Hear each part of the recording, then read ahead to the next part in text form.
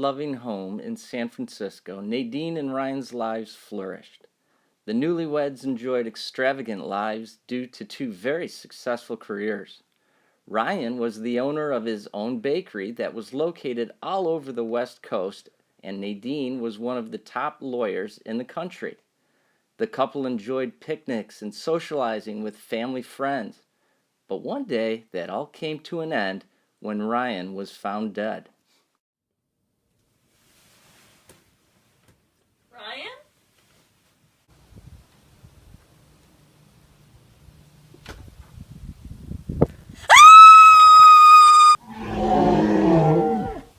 The police officer collects the evidence properly using the chain of custody.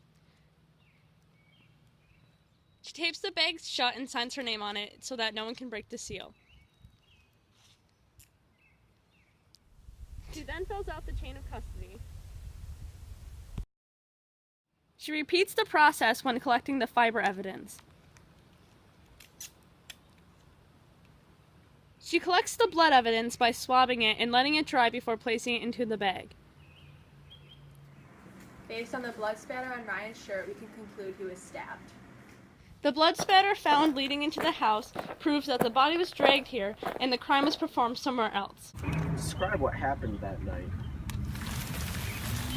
It's really going to start raining. I think we need to make this really fast. But, I was at the club that night. We left around 2 a.m. I was maybe a little intoxicated, which is totally okay because I'm over 21. But my friend dropped me off at the wrong house. I had to go a mile back to my house. And when I was on my way, I saw two short, dark figures kind of milling around. I got really scared and I ran off. As the forensic scientists were analyzing the body, they discovered a bite mark on the victim.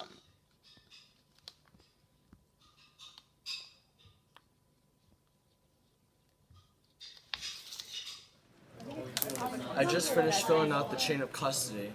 Now I am able to cut open the bag to view Nadine Dichter's dental records with the crime scene dental records. On my face?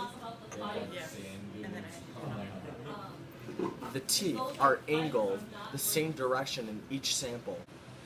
It is a perfect match to Nadine Dichter's dental records. I will now redo the chain of custody.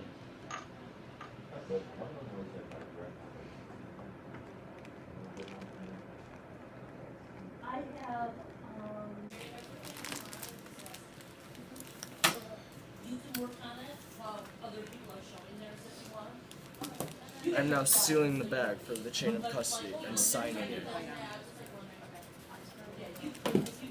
I'm analyzing the hair that the victim was grasping, and I'm going to determine if it is in fact human hair.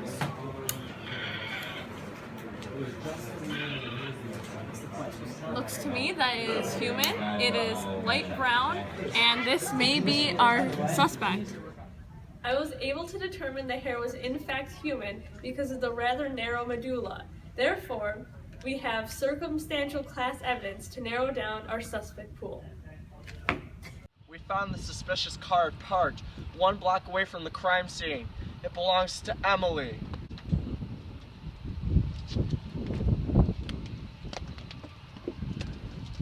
Look, I found a glove. the weft and the warp of each glove are the same, which means that they are from the same person.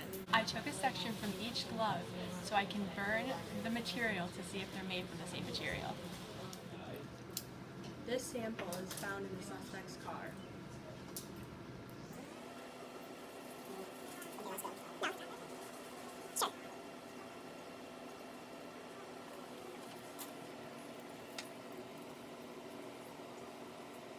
Sample found at the crime scene. I've done nothing wrong. I've done nothing wrong.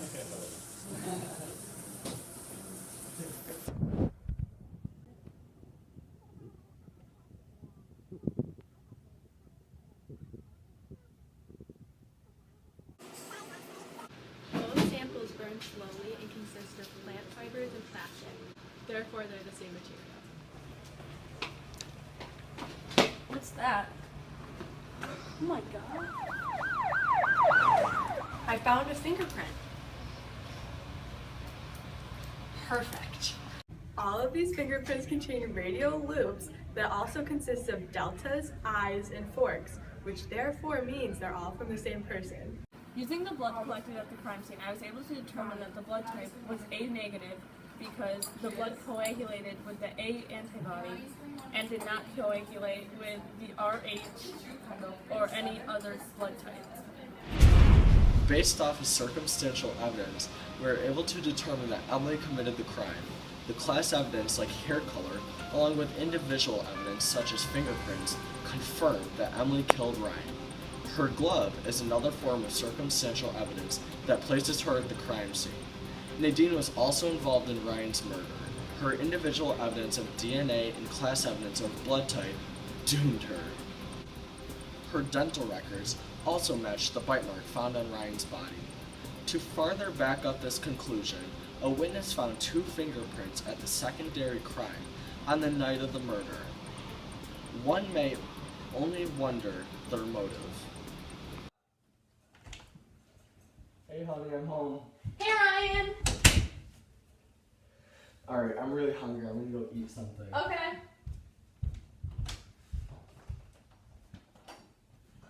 That's your husband? Yeah, why? That's my boyfriend. I can't believe he'd do this to us. We have to do something. Let's murder him.